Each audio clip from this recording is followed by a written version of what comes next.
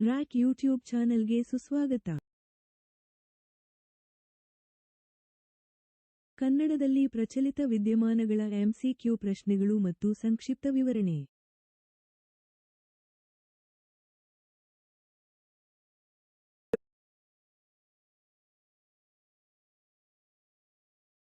ಒಂದು. Online travel tech aggregator ease my trip ಕಂಪನಿಯ ಸಹ ಸಂಸ್ಥಾಪಕ ಹೊಸ ಸಿಇಒ ಆಗಿ ಯಾರನ್ನು ನೇಮಿಸಲಾಗಿದೆ? A. Sachin Bhatia. B. Rikant Pitti. C. Keyur Joshi. D. Rajesh Magor.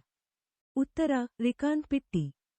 ಸಂಕ್ಷಿಪ್ತ ವಿವರಣೆ: online travel tech aggregator ease my trip ಸಹ ಸಂಸ್ಥಾಪಕ ಮತ್ತು ಸಿಇಒ ನಿಶಾಂತ್ ಪಿಟ್ಟಿ ಅವರು ವೈಯಕ್ತಿಕ ಕಾರಣಗಳಿಂದಾಗಿ ಬುಧವಾರ ರಾಜೀನಾಮೆ ನೀಡಿದ್ದಾರೆ. ಪ್ರಸ್ತುತ ಕಂಪನಿಯ ಕಾರ್ಯನಿರ್ವಾಹಕ ನಿರ್ದೇಶಕರಾಗಿರುವ ನಿಶಾಂತ್ ಪಿಟ್ಟಿ ಅವರ ಸಹೋದರ ಮತ್ತು ಸಹ ಸಂಸ್ಥಾಪಕ ರಿಕಾಂತ್ ಪಿಟ್ಟಿ ಅವರನ್ನು ಹೊಸ ಸಿಇಒ ಆಗಿ ನೇಮಿಸಲಾಗಿದೆ.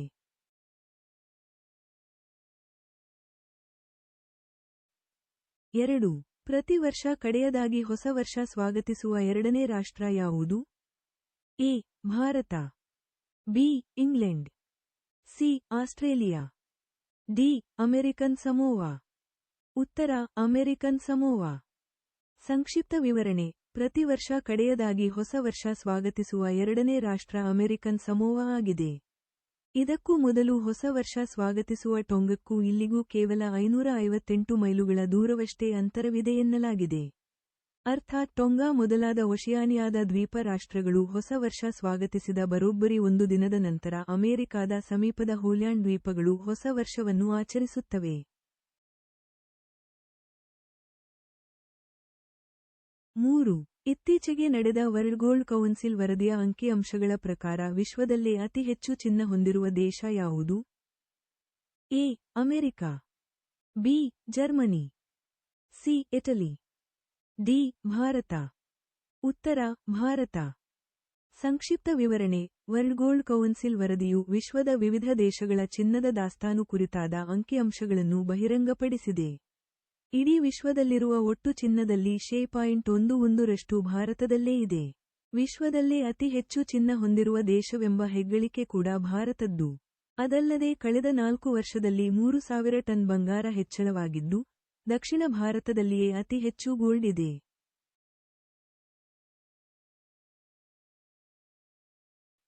4. ಇತ್ತೀಚೆಗೆ ನಿರ್ಮಾಣವಾಗಿರುವ ದೇಶದ ಮೊದಲ ಗಾಜಿನ ಸೇತುವೆ ಎಲ್ಲಿದೆ? A. Kanyakumari. B. Kashmir. C. Panaji. D. Rajasthan. ಉತ್ತರ: ಕನ್ಯಾಕುಮಾರಿ. ಸಂಕ್ಷಿಪ್ತ ವಿವರಣೆ: ಕನ್ಯಾಕುಮಾರಿಯಲ್ಲಿ ನಿರ್ಮಾಣವಾಗಿರುವ ದೇಶದ ಮೊದಲ ಗಾಜಿನ ಸೇತುವೆಯನ್ನು ಮುಖ್ಯಮಂತ್ರಿ ಎಂ.ಕೆ. ಸ್ಟಾಲಿನ್ ಲೋಕಾರ್ಪಣೆಗೊಳಿಸಿದರು. ಇದು 77 ಅಡಿ ಉದ್ದ ಮತ್ತು 10 ಮೀಟರ್ ಅಗಲವನ್ನು ವ್ಯಾಪಿಸಿರುವ ಬೌಸ್ಟ್ರಿಂಗ್ ಆರ್ಚ್ ವಿನ್ಯಾಸದ ಗಾಜಿನ ಸೇತುವೆ, ಪಾರದರ್ಶಕ ಗಾಜಿನ ಮೇಲೆಯನ್ನು ಹೊಂದಿದೆ. ಇದರಲ್ಲಿ ಕ್ರಮಿಸುವಾಗ ಪ್ರವಾಸಿಗರಿಗೆ ಸಮುದ್ರದ ಮೇಲೆ ನಡೆಯುವ ಭಾವನೆಯನ್ನು ನೀಡುತ್ತದೆ.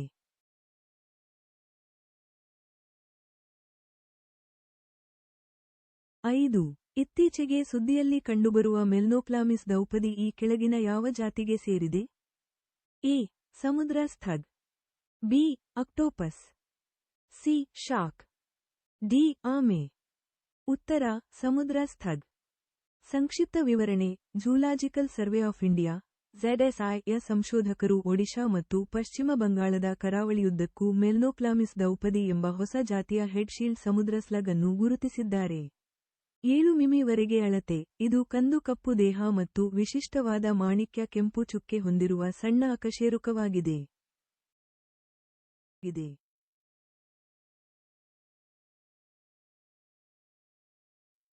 6. DHL ಗ್ಲೋಬಲ್ ಕನೆಕ್ಟೆಡ್ನೆಸ್ ವರದಿ 2024 ರ ಪ್ರಕಾರ, DHL ಕನೆಕ್ಟೆಡ್ನೆಸ್ ಇಂಡೆಕ್ಸ್ನಲ್ಲಿ ಭಾರತದ ಶ್ರೇಣಿ ಏನು? ಎ. 61. ಬಿ. 62. ಸಿ. 63. ಡಿ. 64. ಉತ್ತರ: 62ನೇ. ಸಂಕ್ಷಿಪ್ತ ವಿವರಣೆ: 2024 ರ DHL ಗ್ಲೋಬಲ್ ಕನೆಕ್ಟೆಡ್ನೆಸ್ ವರದಿಯ ಪ್ರಕಾರ, ಭಾರತವು DHL ಸಂಪರ್ಕ ಸೂಚ್ಯಂಕದಲ್ಲಿ 171 ದೇಶಗಳಲ್ಲಿ 62ನೇ ಸ್ಥಾನದಲ್ಲಿದೆ. ಭಾರತವು 67ನೇ ಸ್ಥಾನದಲ್ಲಿದ್ದ ಹಿಂದಿನ ವರ್ಷಕ್ಕಿಂತ ಇದು 5 ಸ್ಥಾನಗಳ ಸುಧಾರಣೆಯಾಗಿದೆ. ವರದಿಯು ವ್ಯಾಪಾರ, ಬಂಡವಾಳ, ಮಾಹಿತಿ ಮತ್ತು ಜನರ ಹರಿವಿನ ಮೂಲಕ ಪ್ರಪಂಚದೊಂದಿಗಿನ ಸಂಪರ್ಕವನ್ನು ಆಧರಿಸಿ ದೇಶಗಳನ್ನು ಶ್ರೇಣೀಕರಿಸುತ್ತದೆ.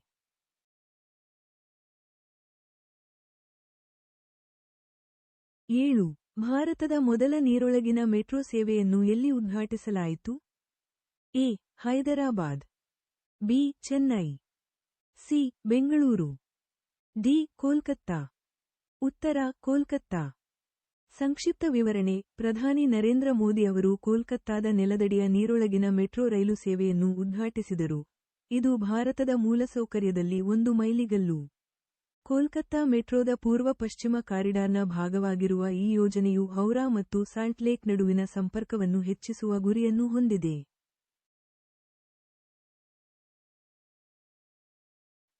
8. ಇತ್ತೀಚೆಗೆ ಫ್ರೆಂಚ್ ಓಪನ್ 2024 ಮಹಿಳೆಯರ ಪ್ರಶಸ್ತಿಯನ್ನು ಗೆದ್ದ ಈಗಾ ಸ್ವಿಯಾಟೆಕ್ ಯಾವ ದೇಶಕ್ಕೆ ಸೇರಿದವರು? A. Ireland. B. China. C. Poland. D. Bharat. ಉತ್ತರ ಪೋಲೆಂಡ್. ಸಂಕ್ಷಿಪ್ತ ವಿವರಣೆ: ಇತ್ತೀಚೆಗೆ ಫ್ರೆಂಚ್ ಓಪನ್ 2024 ಮಹಿಳೆಯರ ಪ್ರಶಸ್ತಿಯನ್ನು ಗೆದ್ದ ಈಗಾ ಸ್ವಿಯಾಟೆಕ್ ಜಾಸ್ಮಿನ್ ಪಾಲಿನಿಯನ್ನು ಸೋಲಿಸುವ ಮೂಲಕ ತಮ್ಮ 3ನೇ ಸತತ ಫ್ರೆಂಚ್ ಓಪನ್ ಮಹಿಳೆಯರ ಪ್ರಶಸ್ತಿಯನ್ನು ಗೆದ್ದುಕೊಂಡರು. ಇತಿಹಾಸ ನಿರ್ಮಿಸಿದ ಅವರು ಜಸ್ಟಿನ್ ಹೆನಿನ್ ನಂತರ ಈ ಸಾಧನೆ ಮಾಡಿದ ಮೊದಲ ಮಹಿಳೆಯಾಗಿದ್ದಾರೆ.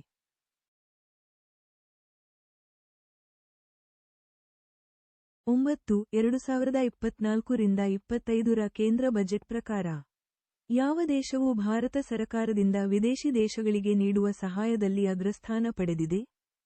A. Bangladesh. B. Maldives. C. Bhutan. D. Nepal. ಉತ್ತರ ಭೂತಾನ್. ಸಂಕ್ಷಿಪ್ತ ವಿವರಣೆ: ವಿದೇಶಾಂಗ ಸಚಿವಾಲಯವು 2024 ಕೇಂದ್ರ ಬಜೆಟ್ನಲ್ಲಿ ಸಹಾಯಕ್ಕಾಗಿ ₹4,883 ಕೋಟಿಗಳನ್ನು ಹಂಚಿಕೆ ಮಾಡಿದೆ. ವಿದೇಶಾಂಗ ನೀತಿಯ ಗುರಿಗಳನ್ನು ಪೂರೈಸಲು ಹಣಕಾಸಿನ ನೆರವನ್ನು ತಂತ್ರಾತ್ಮಕವಾಗಿ ಬಳಸಿಕೊಳ್ಳುತ್ತಿದೆ. ಪ್ರಮುಖ ಹಂಚಿಕೆಗಳಲ್ಲಿ ಭೂತಾನ್ಗೆ ಅತಿ ಹೆಚ್ಚು ಸಹಾಯ ಮತ್ತು ನೇಪಾಳ ಹಾಗೂ ಶ್ರೀಲಂಕಾಗೆ ಗಣನೀಯ ಹೆಚ್ಚಳ ಸೇರಿವೆ.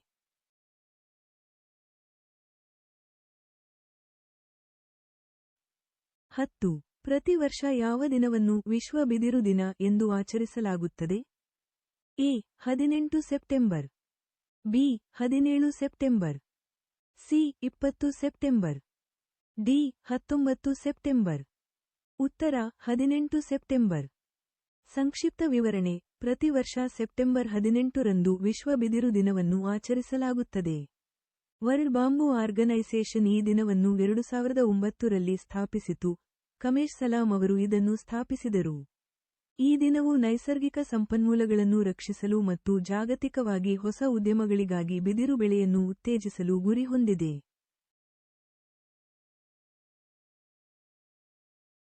11. ಸುದ್ದಿಯಲ್ಲಿ ಕಂಡುಬಂದ ಮೀರ್ಕ್ಯಾಟ್ ರೇಡಿಯೋ ಟೆಲಿಸ್ಕೋಪ್ ಯಾವ ದೇಶದಲ್ಲಿದೆ?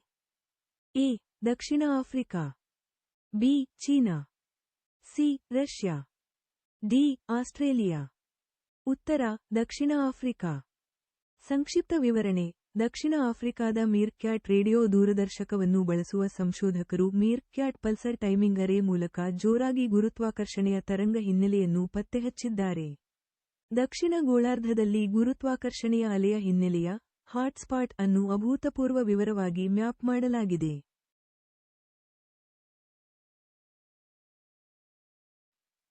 12. ಇತ್ತೀಚೆಗೆ ನಿಧನರಾದ ಕೆ. ಎಸ್. ಮಣಿಲಾಲ್ ಅವರು ಯಾವ ಕ್ಷೇತ್ರದೊಂದಿಗೆ ಸಂಬಂಧ ಹೊಂದಿದ್ದರು?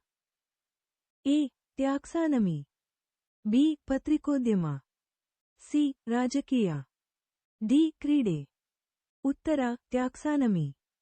ಸಂಕ್ಷಿಪ್ತ ವಿವರಣೆ: ಹೆಸರಾಂತ ಟ್ಯಾಕ್ಸಾನಮಿಸ್ಟ್ ಮತ್ತು ಪದ್ಮಶ್ರೀ ಪ್ರಶಸ್ತಿ ಪುರಸ್ಕೃತರಾದ ಕೆ. ಎಸ್. ಮಣಿಲಾಲ್ ಅವರು ಜನವರಿ 1, 2025ರಂದು ಕೇರಳದ ತ್ರಿಶೂರ್ನಲ್ಲಿ ನಿಧನರಾದರು. ಕೇರಳ, ಕರ್ನಾಟಕ ಮತ್ತು ಗೋವಾಗಳ ಸಸ್ಯವರ್ಗದ ಮೇಲೆ 17ನೇ ಶತಮಾನದ ಲ್ಯಾಟಿನ್ ಸಸ್ಯಶಾಸ್ತ್ರೀಯ ಗ್ರಂಥವಾದ ಹೊರ್ಟಸ್ ಮಲಬಾರಿಕಸ್ ಅನ್ನು ಭಾಷಾಂತರಿಸಲು ಮತ್ತು ಟಿಪ್ಪಣಿ ಮಾಡಲು ಅವರನ್ನು ಅನುಸರಿಸಲಾಗುತ್ತದೆ.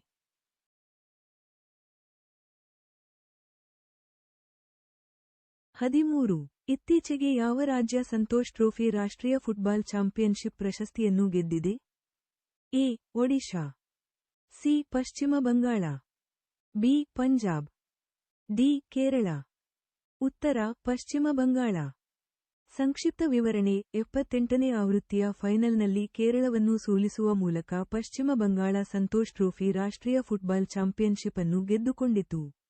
ಫೈನಲ್ ಪಂದ್ಯವು ಡಿಸೆಂಬರ್ 31, 2024 ರಂದು ತೆಲಂಗಾಣದ ಹೈದರಾಬಾದ್ನ ಜಿಎಂಸಿ ಬಾಲಯೋಗಿ ಕ್ರೀಡಾಂಗಣದಲ್ಲಿ ನಡೆಯಿತು.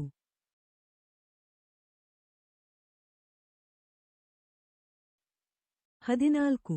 ಬಿಸಿನೆಸ್ ರೆಡಿ, ಬಿ ರೆಡಿ ಯಾವ ಸಂಸ್ಥೆಯ ಪ್ರಮುಖ ವರದಿಯಾಗಿದೆ? ಎ. ವಿಶ್ವಸಂಸ್ಥೆಯ ಅಭಿವೃದ್ಧಿ ಕಾರ್ಯಕ್ರಮ. ಬಿ. ವಿಶ್ವ ಬ್ಯಾಂಕ್. ಸಿ. ಅಂತಾರಾಷ್ಟ್ರೀಯ ಹಣಕಾಸು ನಿಧಿ. ಡಿ. ವಿಶ್ವ ವ್ಯಾಪಾರ ಸಂಸ್ಥೆ. ಉತ್ತರ ವಿಶ್ವ ಬ್ಯಾಂಕ್.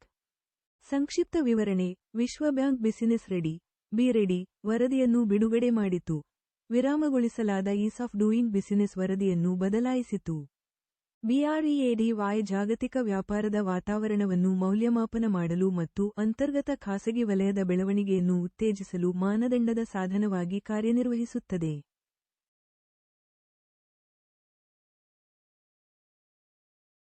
15.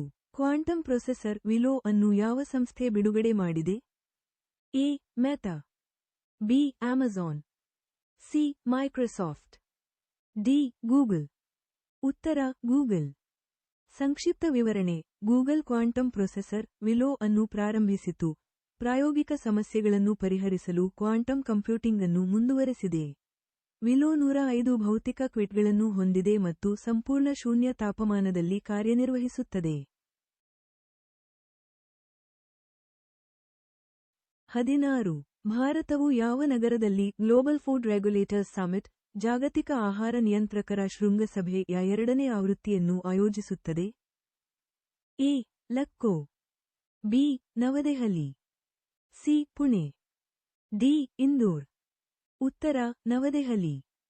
ಸಂಕ್ಷಿಪ್ತ ವಿವರಣೆ ಭಾರತವು 2024 ಸೆಪ್ಟೆಂಬರ್ 19 ರಿಂದ 21 ರವರೆಗೆ ನವದೆಹಲಿಯಲ್ಲಿ ಗ್ಲೋಬಲ್ ಫುಡ್ ರೆಗ್ಯುಲೇಟರ್ಸ್ ಸಮಿಟ್ ಜಾಗತಿಕ ಆಹಾರ ನಿಯಂತ್ರಕರ ಶೃಂಗಸಭೆಯ 2ನೇ ಆವೃತ್ತಿಯನ್ನು ಆಯೋಜಿಸಿತ್ತು.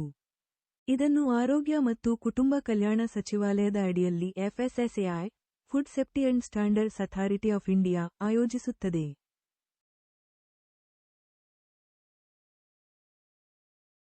17. ಯಾವ ಸಚಿವಾಲಯವು SVAMITVA ಯೋಜನೆಯ ಮೂಲಕ ಭೂ-ಆಡಳಿತದಲ್ಲಿ ಡಿಜಿಟಲ್ ರೂಪಾಂತರ ಉಪಕ್ರಮಗಳಿಗಾಗಿ ಇನ್ನೋವೇಷನ್ ಸ್ಯಾಂಡ್ ಬಾಕ್ಸ್ ಪ್ರಸ್ತುತಿಯಲ್ಲಿ ಪ್ರತಿಷ್ಠಿತ ಮೊದಲನೇ ಬಹುಮಾನವನ್ನು ನೀಡಿದೆ? ಎ. ಗೃಹ ವ್ಯವಹಾರಗಳ ಸಚಿವಾಲಯ. ಬಿ. ಪಂಚಾಯತ್ ರಾಜ್ ಸಚಿವಾಲಯ. ಸಿ. ಹಣಕಾಸು ಸಚಿವಾಲಯ. ಡಿ. ವಿದೇಶಾಂಗ ವ್ಯವಹಾರಗಳ ಸಚಿವಾಲಯ. ಉತ್ತರ ಪಂಚಾಯತ್ ರಾಜ್ ಸಚಿವಾಲಯ. ಸಂಕ್ಷಿಪ್ತ ವಿವರಣೆ ಪಂಚಾಯತ್ ರಾಜ್ ಸಚಿವಾಲಯವು SVAMITVA ಸ್ಟ್ರೀಮ್ ಮೂಲಕ ಭೂ-ಆಡಳಿತದಲ್ಲಿ ಡಿಜಿಟಲ್ ರೂಪಾಂತರ ಉಪಕ್ರಮಗಳಿಗಾಗಿ ನಾವೀನ್ಯತೆ ಸ್ಯಾಂಡ್ಬಾಕ್ಸ್ ಪ್ರಸ್ತುತಿಯಲ್ಲಿ ಪ್ರಥಮ ಬಹುಮಾನವನ್ನು ಗೆದ್ದಿದೆ. ಭಾರತಿ ಇನ್ಸ್ಟಿಟ್ಯೂಟ್ ಆಫ್ ಪಬ್ಲಿಕ್ ಪಾಲಿಸಿಯ BIPP 2ನೇ ವಾರ್ಷಿಕ 3 ದಿನಗಳ ಪಬ್ಲಿಕ್ ಪಾಲಿಸಿ ಡೈಲಾಗ್ಸ್ ಕಾನ್ನೆವನಲ್ಲಿ ಈ ಪ್ರಶಸ್ತಿಯನ್ನು ನೀಡಲಾಯಿತು.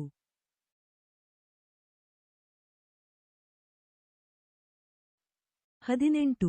ಭಾರತದ ಮೊದಲ ಸೌರಶಕ್ತಿ ಚಾಲಿತ ದೋಣಿಯನ್ನು ಯಾವ ನದಿಯಲ್ಲಿ ಪ್ರಾರಂಭಿಸಲಾಗುವುದು? ಎ. ಸರಯು ನದಿ. ಬಿ. ಗೋಮತಿ ನದಿ. ಸಿ. ನರ್ಮದಾ ನದಿ. ಡಿ. ಕೋಸಿ ನದಿ. ಉತ್ತರ ಸರಯು ನದಿ. ಸಂಕ್ಷಿಪ್ತ ವಿವರಣೆ ಉತ್ತರ ಪ್ರದೇಶದ ಅಯೋಧ್ಯೆಯ ಸರಯು ನದಿಯಲ್ಲಿ ಭಾರತದ ಮೊದಲ ಸೌರಶಕ್ತಿ ಚಾಲಿತ ದೋಣಿಯನ್ನು ಪ್ರಾರಂಭಿಸಲಾಗುವುದು. ಉತ್ತರ ಪ್ರದೇಶ ಹೊಸ ಮತ್ತು ನವೀಕರಿಸಬಹುದಾದ ಇಂಧನ ಸಂಸ್ಥೆ ಈ ಉಪಕ್ರಮದ ಹಿಂದೆ ಅಯೋಧ್ಯೆಯನ್ನು ಮಾದರಿ ಸೌರ ನಗರವನ್ನಾಗಿ ಮಾಡುವ ಗುರಿಯನ್ನು ಹೊಂದಿದೆ.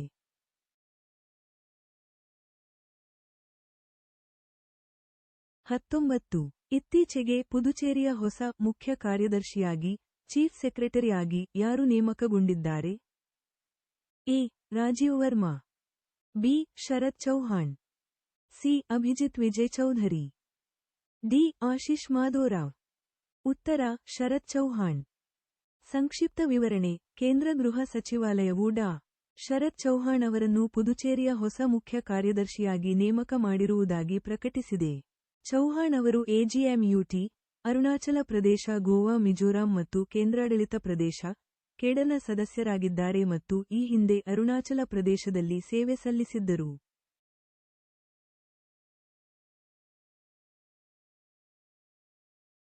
20. ಇತ್ತೀಚೆಗೆ ಸುದ್ದಿಯಲ್ಲಿ ಕಂಡ ಅಗಸ್ಯಾಗಮ ಏಡಿ ಕೆಳಗಿನ ಯಾವ ಜಾತಿಗೆ ಸೇರಿದೆ?